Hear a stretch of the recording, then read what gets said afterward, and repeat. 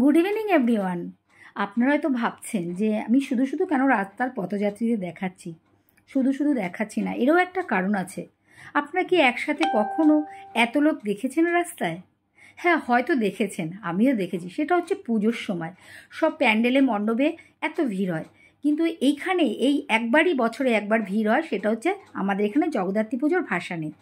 আর এই ভাসানের সময় অনেক পরিচিত লোকেদের সাথে দেখা হয়।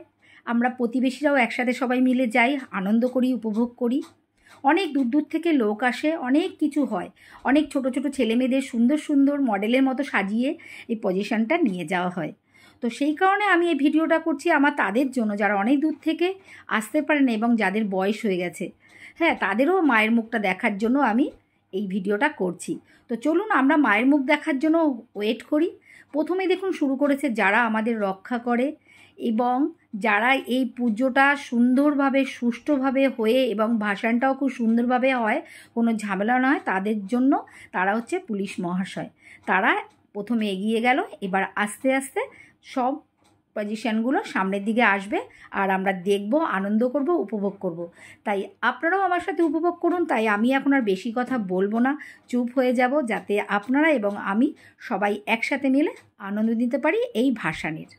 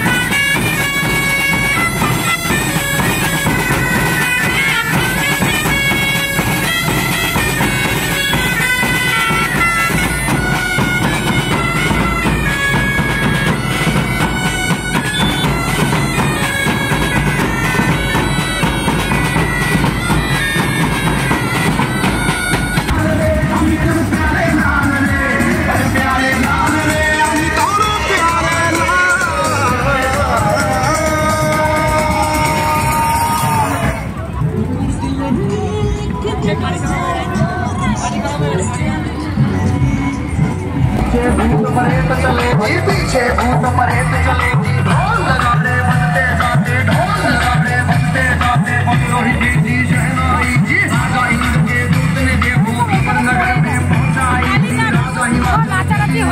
राजा हिमाचल खुशी में रही समा।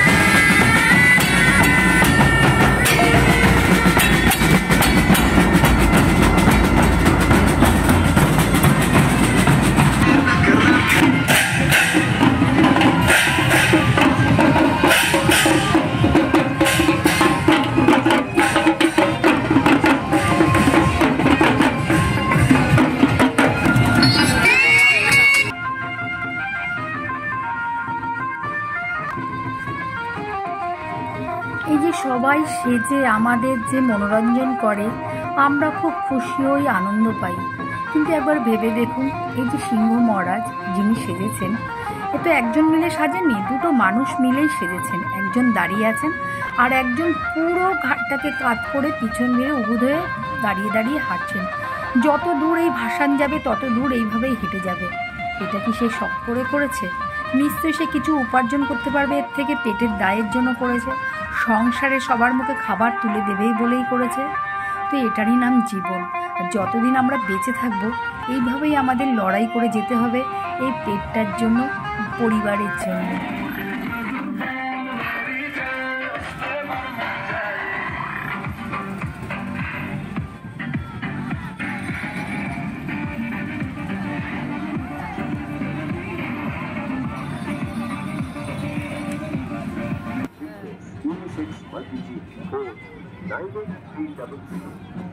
তো আলোর রসনাই দিয়ে আমরা মায়ের বিদায় যাত্রা এবার শেষভাবের মতো জানাবো। তো মায়ের বিদায় যাত্রার মায়ের কাছে আর কি চাইবো? মা তো অন্তর্যামী, মা তো আমাদের মনের সব কথা জানে। তবুও মাকে বলতে চাই, মা গো তুমি ভালো থেকো, আর পরের বছর সব সন্তানদের জন্য মঙ্গল কামনা করে আবার ফিরে এসো। তো আর কি চাইবো, এই বলেই আমি আমার ভিডিওটা এখানেই শেষ করব। সবাই ভালো থাকবেন, সবাই সুস্থ থাকবেন। Good night.